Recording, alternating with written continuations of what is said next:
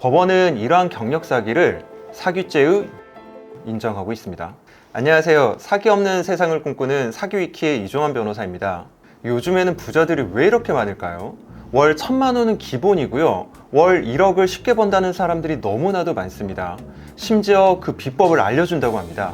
보통 사람들은 그런 글이나 영상을 보면 조금 반감이 생기기도 합니다.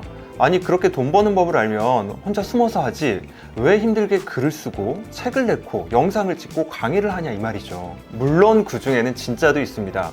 죽을 때까지 다 못 쓸 돈이 있기 때문에 이렇게 돈을 못 벌거나 돈이 없는 사람들 보면 안타깝고 답답한 마음이 드는 분들도 있겠죠. 만약에 워렌 버핏이라든지 일론 머스크, 제프 베조스, 아니면 나이키 필라이트 회장님 같은 사람들이 책을 쓴다, 그분들이 성공에 대해서 이야기한다고 하면 그건 진짜잖아요. 문제는 그 진짜 뒤에 숨은 가짜들입니다. 본인이 성공해서 성공하는 방법을 알려주는 것이 아니라 성공하는 방법을 알려줘서 본인만 성공하는 그런 선후관계가 뒤바뀐 사람들이 있습니다. 이렇게 본인이 성공하지 않았는데 마치 성공한 것처럼 속여서 비싼 가격에 책을 팔거나 강의를 파는 사람들, 과연 어떻게 대처해야 될까요? 사람들은 이게 사기 아니냐, 환불 가능한 거 아니냐 이렇게 궁금해 하십니다. 과연 사기가 성립하는지 제가 정리해 드리겠습니다. 결론부터 말씀드릴게요. 사기가 무조건 된다 또는 사기가 무조건 안 된다, 둘 다 틀렸습니다. 구체적인 사실관계에 따라서 사기가 될 수도 있고 되지 않을 수도 있습니다. 그렇다면 과연 어떠한 포인트 때문에 사기가 되고 안 되고가 정해지는지 제가 잘 알려드릴 테니까 궁금하신 분들은 지금부터 집중해서 시청해 주시기 바랍니다. 사기죄 성립 여부를 판단하려면 사기죄의 구조를 먼저 이해하셔야 됩니다. 이런 사기는 일종의 경력 사기에 해당합니다. 예를 들어 볼게요. 어떤 학부모가 아이 과외를 위해서 선생님을 구합니다. 그런데 이왕이면은 좀 좋은 선생님을 구하기 위해서 서울대 출신 선생님을 구한 겁니다. 그런데 알고 보니까 그 선생님이 서울대 출신이 아니었다 라고 한다면은 사기에 해당하겠죠. 이건 아마 큰 의문은 없을 것 같습니다. 그런데 그 선생님이 서울대 출신은 아닌 게 맞아요. 맞지만 아이를 가르치는 능력만큼은 오히려 서울대 선생님보다 더 뛰어났던 겁니다. 그래서 아주 아이를 잘 가르쳐서 심지어 아이가 서울대에 들어갑니다. 결과가 너무 좋죠. 이런 경우에도 사기가 성립할 수 있을까요? 헷갈리시죠? 여기에서 의견이 갈릴 수가 있습니다. 결과적으로 아이를 서울대에 보냈기 때문에 사기가 아니라는 입장이 있을 수가 있는 거고요. 아무리 결과가 좋다 하더라도 어찌됐건 서울대라는 경력을 속였기 때문에 사기에 해당한다는 입장이 있을 수가 있습니다. 제일 중요한 건 법원의 입장이겠죠. 법원은 이러한 경력 사기를 사기죄의 유죄로 인정하고 있습니다. 실제 경력 사기 사례를 보면 이런 과외 선생님 사례는 많지 않습니다. 크게 두 가지 사례가 있는데요. 첫 번째로는 취업 사기입니다. 본인의 학력이나 경력, 이력을 속여서 회사에 들어간 다음 월급을 받는 그런 사기 유형이 하나가 있고요. 두 번째는 로맨스 스캠입니다.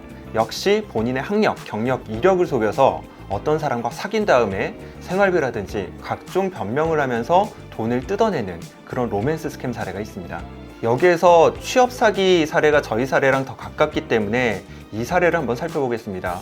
이 경우에 사기꾼은 실제로 업무를 제공하긴 합니다. 일을 안 하는 것은 아니라는 거죠. 그리고 회사에 큰 손해를 끼쳤냐? 그렇게 큰 손해를 끼친 사례도 많지는 않습니다.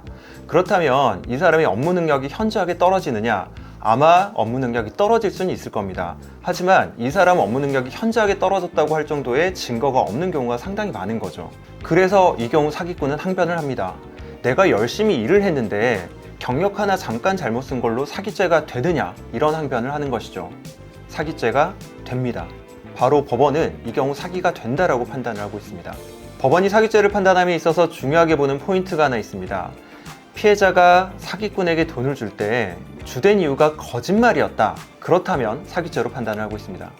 취업에 있어서 중요한 부분이 뭔가요? 학력, 경력, 이력 이런 부분이잖아요. 그렇기 때문에 이걸 거짓말을 쳤을 때는 사기죄가 성립하는 거죠. 반대로 주소라든지 전화번호라든지 가족관계, 심지어 어떤 분들은 얼굴에 보정을 너무 많이 해서 얼굴이 거짓인 경우가 있거든요. 이걸 속였다고 해서 사기죄가 성립하지는 않는 겁니다. 이제 본론으로 돌아와 보겠습니다. 어떤 사람이 성공하지 않았는데 성공했다고 거짓말해서 책이나 강의를 팔면 사기인가? 구매자가 그 책이나 강의를 사는 가장 큰 이유가 뭔가요? 바로 판매자가 큰 성공을 이뤘다, 그걸 믿고 바로 책이나 강의를 사는 거잖아요. 그럼 사기죄가 바로 성립하는 것 아니냐? 아닙니다. 구체적으로 판매자가 어떻게 말을 했느냐에 따라서 사기죄 성립 여부가 달라질 수가 있습니다. 구체적으로 예를 들어 보겠습니다. 어떤 판매자가 저는 큰 성공을 거둔 사람입니다. 그리고 저는 파이어족입니다. 그렇기 때문에 제 강의를 한번 들어보세요 라고 말을 했다고 쳐볼게요. 그런데 큰 성공의 개념이라는 게 아주 추상적이죠. 어떤 걸 기준으로 성공인지 아닌지 사람마다 다를 수가 있습니다. 파이어족도요. 영구적인 파이어족도 있고 일시적인 파이어족도 있습니다. 개념이 다른 거죠. 파이어족마다 소득 수준도 다르고요. 그렇기 때문에 이게 거짓말이다 아니다 판단하기가 어려울 수가 있습니다. 반대로 자신의 업적을 구체적으로 적시한 사람들도 있습니다. 어떤 판매자가 저는 이런 사업을 통해서 아주 큰 성공을 얻었습니다. 월 1억의 수익을 얻게 되었고요. 현재는 아주 큰 자산가입니다. 그렇기 때문에 제 강의를 한번 들어보세요 라는 판매자가 있을 수가 있습니다. 그런데 뚜껑을 열어봤더니 그 사람이 했다는 사업이 실제로 그 사람이 하지 않았습니다. 그리고 수익이 1억이 안 되었던 거죠. 월 1,000만 원밖에 되지 않았다고 합니다. 이런 경우에는 누가 보더라도 거짓말이죠. 그렇다면 사기의 가능성이 매우 높아지는 겁니다. 여기까지는 쉽습니다. 제가 계속 판단이 어렵다라고 말씀드린 포인트가 있는데요. 예를 들어서 어떤 사람이 소득 1억 원을 주장했습니다. 하지만 실제 소득은 5천만 원이었습니다. 그렇다면 그 사람은 자신의 소득을 2배나 부풀린 것이 되기는 하지만 5천이란 소득이 또 결코 낮다라고 보기는 어려울 수도 있는 거죠. 그래서 왜 이렇게 소득을 2배 부풀렸냐고 물어봤더니 아니 매출이 난 그게 소득인 줄 알았다 이렇게 대답을 하는 겁니다. 이런 경우에도 과연 사기가 성립할까요? 허위 과장 광고에 대한 대법원 판례가 있습니다. 원래 광고라는 게 다소간의 허위나 과장이 들어갈 수밖에 없다. 하지만 상관습이나 상식을 벗어나 비난받을 정도로 과장을 한 경우에는 사기죄에 해당한다라는 판례가 있습니다. 이게 지오 모나코라는 시계 브랜드 사례인데요. 사실은 신생 브랜드였습니다. 하지만 180년 역사를 가지고 스위스 장인이 한 땀 한 땀 손수 만든 그런 시계인 것처럼 광고를 한 것이죠. 판매자는 우리가 시계는 아니어도 보석으로 180년 동안 팔았습니다. 그리고 우리 시계는 예쁘고 고급스러워서 파는 겁니다 라는 주장을 했습니다. 하지만 대법원은 결국 사기죄를 인정한 것이죠. 결론을 정리해서 말씀드리겠습니다. 판매자가 추상적인 표현을 썼거나 다소간의 과장을 한 경우에는 사기죄가 성립하지 않을 가능성이 높습니다. 하지만 없는 허위의 경력을 내세웠거나 아니면 수익에 있어서 큰 차이가 나는 경우에는 사기죄의 가능성이 매우 높아지는 것이죠. 여기에 하나 더 추가하자면 리뷰 조작이 있을 수가 있습니다. 리뷰도 사람들이 구매를 하는 데 있어서 중요한 요소 중 하나잖아요. 그래서 법원은 최근 배민 리뷰를 조작한 업체에게 실형을 선고하기도 했습니다. 만약에 어떤 사람이 강의를 듣지도 않았는데 리뷰를 작성을 했다거나 강의를 듣긴 들었지만 대가를 받고 리뷰를 작성했다. 이렇게 된다면 사기죄의 가능성이 높아지겠죠. 그런데 판매자가 환불 정책을 취하고 있다.